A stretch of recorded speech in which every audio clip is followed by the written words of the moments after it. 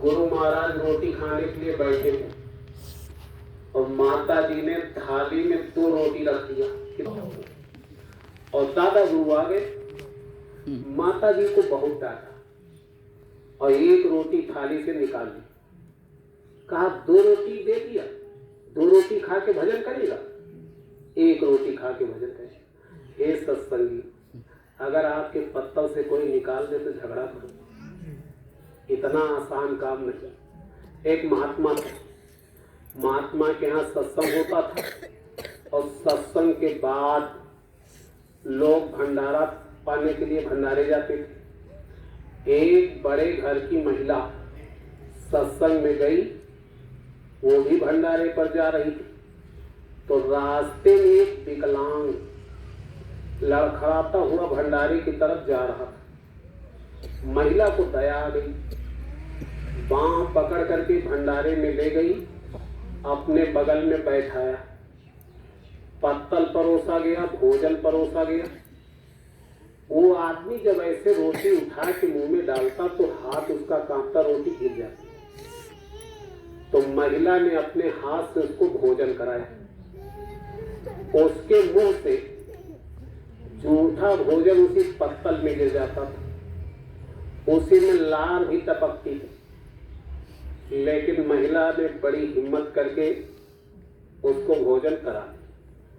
आधा भोजन किया और उठ करके चल दी, चला गया गेट के बाहर। महिला ने हाथ धोया, अपनी रोटी खाई और खाने के बाद जब चलने लगी तो अपना भी पत्तल उठाया और वो भी उठा ली। जब गेट पर पहुंची तो सेवादारों ने कहा, बहन जी पत्तल दिखाओ। महात्मा का आदेश था कि जो जिसके पत्तल में बचेगा उसको खाना पड़ेगा। उसने अपना पत्तल दिखाया, कहा ये देखो मेरा। कहा वो साथ वाला? कहा ये हमारा नहीं, ये जो आदमी गया उसका है।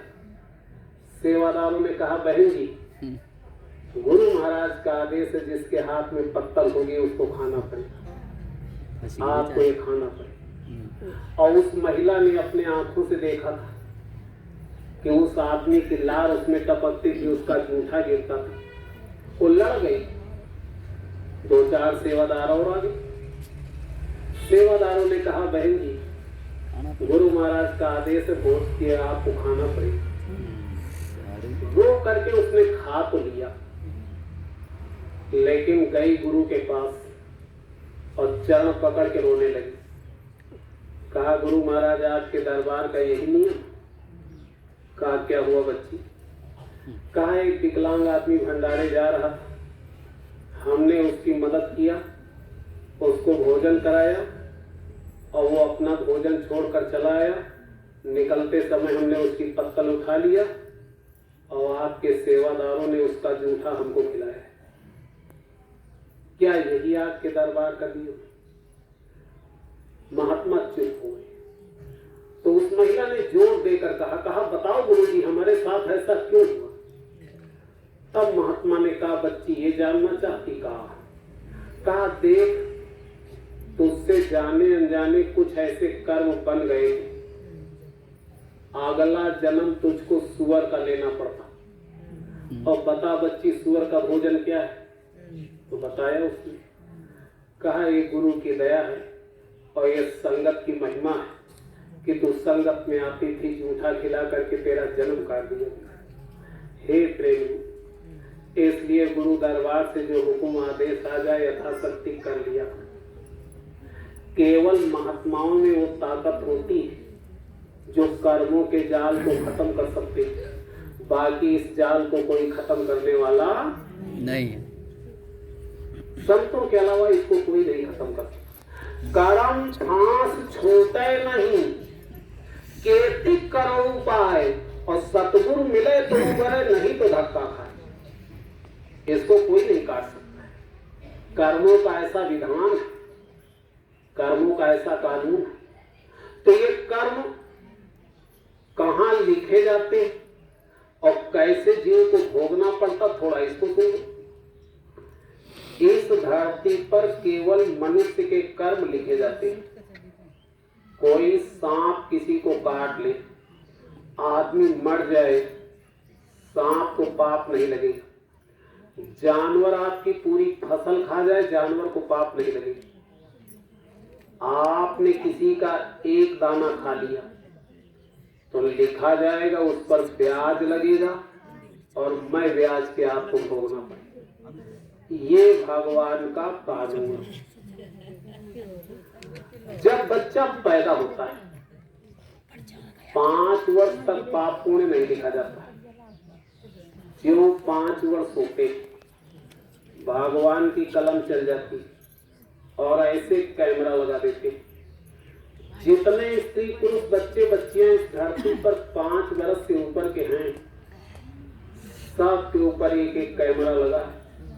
हे प्रेम, बाबा जी ने कहा था आप जमीन में गड्ढा खोदो, 1000 फुट नीचे चले जाओ, ऊपर से मिट्टी ढक लो, वहां बैठ करके जो काम करते हो आगे भगवान के कैमरा में छप जाता है। भगवान सब देखता है। जब आपका समय पूरा होगा तो कैमरा बंद हो जाएगा। मौत के सिपाही जमदूत वहीं से आवाज लगाते, जमदूतों की आवाज सुनते ही आदमी के होश हो जाते, धड़ाम से गिरता। मौत के समय इस शरीर से जीव को निकाला कैसे जाता है? सुन लो कैसे जीव को निकालते। ये तो गुरु महाराज की दया जो बता दिया। जमदूत आते, एक पैर छाती पर रखते, एक यहाँ घाटी पर रखते, मन बुद्धि चित्त प्राण को जब यहां से समेटते तो आप छू के देखना, मौत के समय आदमी का सबसे पहले पैर ठंडा होता है। गुरु महाराज कहते थे ऐसे शरीर ठंडा होता हुआ आता है। उस समय ये हड्डियां चकाचक टूटती, एटम बम की आवाज कुछ नहीं, इससे जोर की आवाज होती है जब हड्डियां तोड़ते हैं जमदूत। लेकिन दिखाई सुनाई उसी को पड़ता जिस पर बीतती। आदमी तड़फड़ाया करता है, आंखों से आंसू बहा करते हैं। अरे प्रेमियों, बहुत से लोग ऐसे मौत के समय टट्टी पेशाब हो जाता है। यह दुर्दशा मौत में होती है। सबके सामने मौत खड़ी। बाबा जी कहते थे मान लो स्त्री का समय पूरा हो गया, जमदूत मार मार करके उसके शरीर से प्राण निकाल रहे, वो बेचारी तड़प रही, चिल्ला रही और सगा पति ऐसे मुंह देखता है।